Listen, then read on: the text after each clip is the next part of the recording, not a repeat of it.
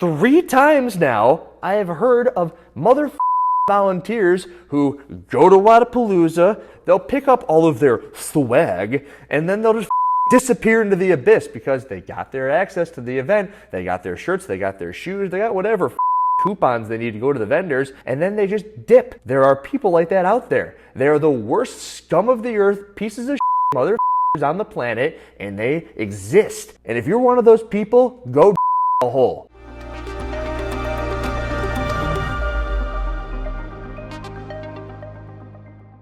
Yo, this is going to be my follow-up to the video yesterday where I'm going to talk about the 5 things that I think that Wodapalooza did the worst last weekend. I'm doing it off of the back of yesterday's video because I felt that it was only fair that before I go in and I start to beat the absolute crap out of the Wodapalooza Fitness Festival, that I give some people some perspective that I had given myself before I had even attended the event. And the reason I wanted to do that, which I also said yesterday, is that there were people coming up to me at the event. They were like, Andrew, how do you feel about this? How do you feel about that? Did you see this? Are you here for that? And I go, yeah, but I did hear what Guido had to say before the event, which gives you perspective. When you got perspective, you can't be quite as mad because at least you know what you're coming to get out of it. That I can't say for just about everybody. That doesn't give way to just about everything, and some of these things definitely need to. 1 for the ladies of Vendettas. Carhu is solid. 2 reps in.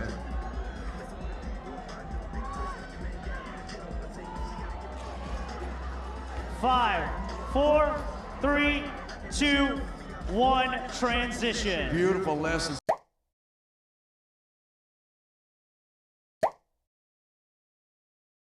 Carhu is solid.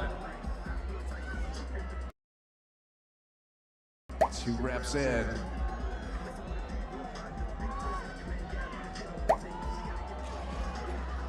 Fire. Be worked on. We're going to start off with the 5th worst thing this past weekend, being the live stream. Now remember, I was there, but there have been years in the past where I just wanted to watch the live stream of Wodapalooza. And since, if you've watched a couple of my videos, you'll see that I've just been traversing through them. What you'll see is that there's a lot of featuring of certain athletes and commentators talking about only those athletes. Number 1, you can't really get too dinged up on the commentators because they're only going to talk about what you're seeing. However, the thing that people don't like is that being an event, which in the past has been like, we have 1,000 freaking competitors here, more competitors than spectators. Cool. But when you have that, there's going to be people across the entire world saying, I wanted to see my nephew compete. It's like, well, your nephew fucking sucks. I said it. And you know why I said it? Because I've been there. I've been in the elite team of 3 as recently as 2021. I was competing with the Rich Fronings, the Noah Olsons of the world, albeit not doing all that well, but I had my dad at home going, you know, I really couldn't see very much of you. And I go, Dad, you got to understand why. You can't complain about the live stream, not being able to see someone like me, your son, and I get why you'd want to see me. For the past year, I've made videos about how events don't make money to pay the athletes, how the events are going away, whatever happened to Granite Games, I don't know. The only way Wodapalooza functions as an event is because of the way that it needs to make money. One of those is through the live stream where it can get eyes on the things that people want to see, like the Rich Fronings of the world. And I'm sorry, but nobody wants to see your nephew in the RX division in a close-up for anything longer than a 1-second pan over, which you'll be lucky if you even get that much. So number 1, the live stream. Is it an issue? Could they do better? I'm sure they could. They could have 500 different angles, and you could click on to angle number 400 and be like, this is the angle that I need to see my niece. Grandma, sign on to YouTube and go to Loud and Live on click on stream 468, and then you can see me the entire time in my lane. And maybe there's an avenue where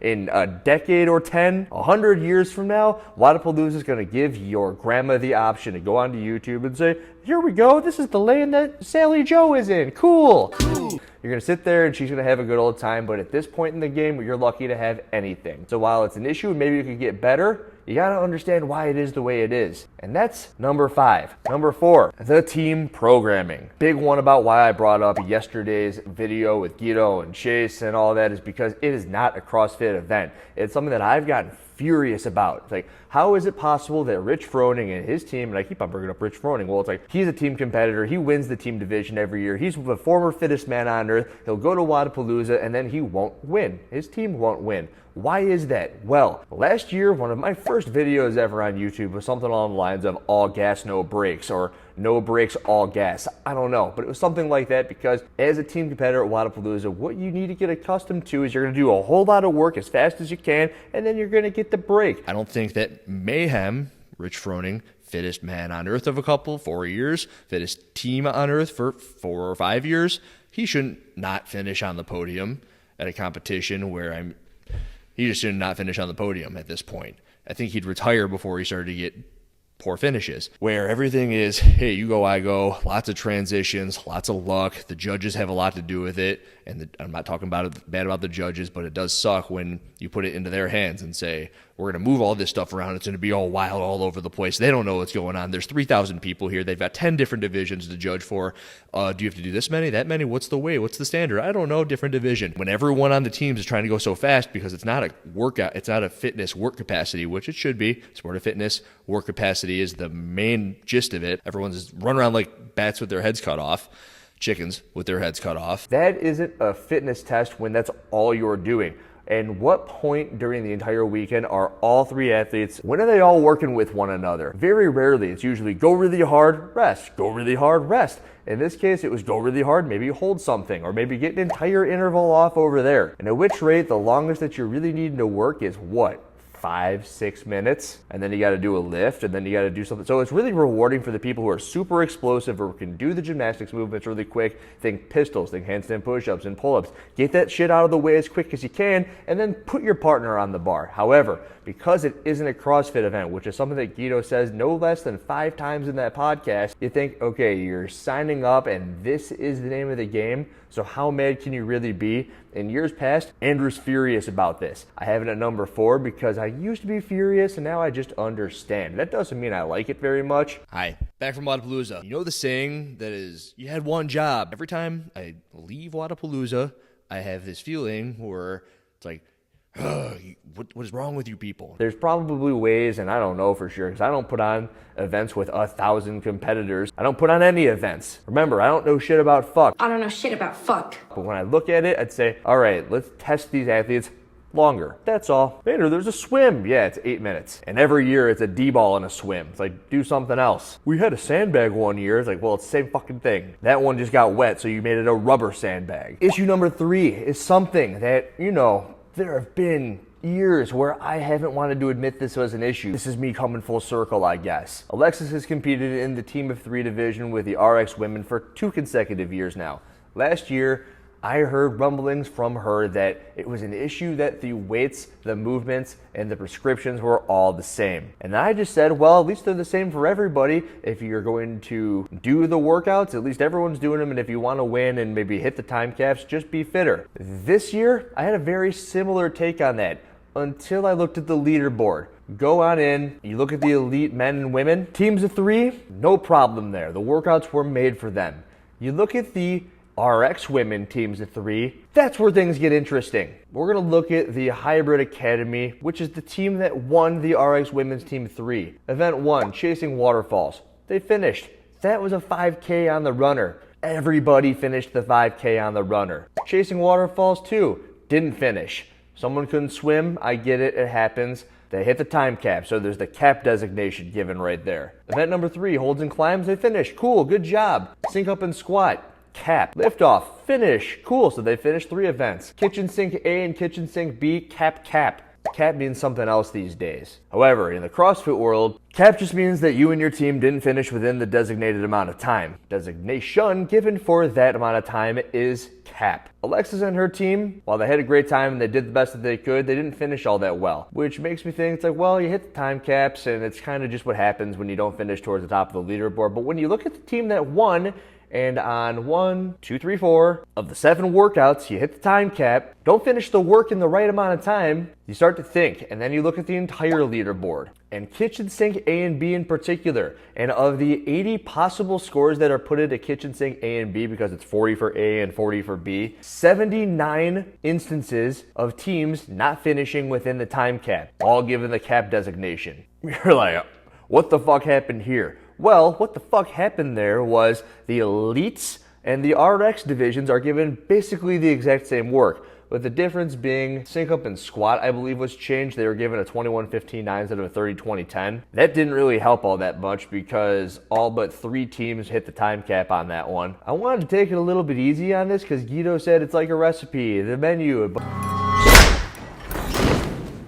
But he is having athletes of Noah Olson's caliber helping along with the testing of this. With RX female, teams of 3 are testing these workouts where you think that it's going to be okay. Sure, they're all doing the same thing. And sure, I guess if you want to finish within the time cap, you just need to get fitter. But in which case, if you got fitter in this division, you would just go into the elite division, right? And in the elite division, they were all finishing for the most part because they were written for elite athletes. Now imagine there's a world where you're someone like Alexis. And by all means, don't think that I have too big of a personal connection on this because up until basically yesterday, I had no problem with it. Just get fitter. There are, however, very clearly a shitload of athletes who travel around the world, paid a bunch of money to stay and travel and eat. But do not eat. Our menu is too precious for that.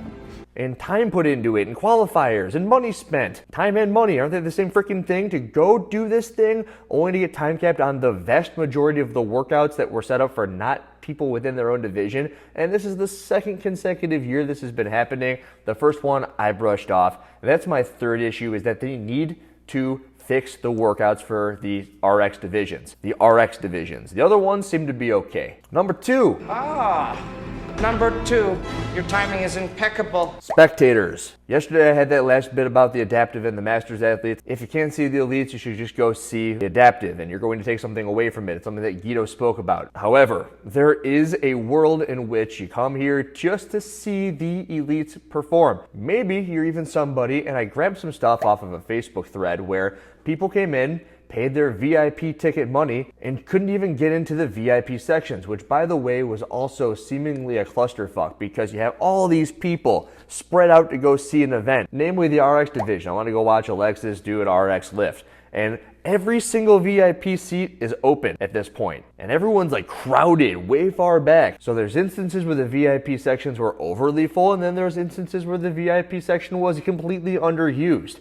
And I just don't really understand how you can spend 2 to 3 times as much money for a day pass and then not go see what it is that you came to see. That being, I don't know, Noah Olson, Mal O'Brien, Katrin David's daughter competing on the floor Saturday night while I called it Wodapalooza. You walk around, there's lions freaking everywhere. The lions of Wodapalooza. Lionapalooza right here.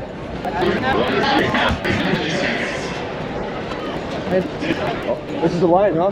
Yeah. Back of the line. Lionapalooza. That's what I'm calling it. Lionapalooza.